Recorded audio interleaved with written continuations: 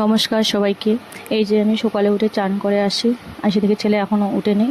তারপর আমি পূজার ঘরে গেলাম, পূজা দিলাম, দিয়ে ছেলে উঠে গেছে। এই যে ছেলে হাত মুখ ধুয়ে ছেলেকে এখন খাইতে দিছি। ছেলে এখন খাচ্ছে, ও একাই খেতে ভালোবাসে, খায়। আমি এখন আমাদের জন্য রুটি বানাচ্ছি, রুটি এখন হবে। তারপরে এই যে বরকে খাইতে দিলাম, আমিও খাই নিলাম। খাওয়া দাওয়ার পরে এই যে বরমশাই নিয়ে আসলো বাজার থেকে মাংস, রবিবার মানে মাংস, তো মাংস নিয়ে আসলো।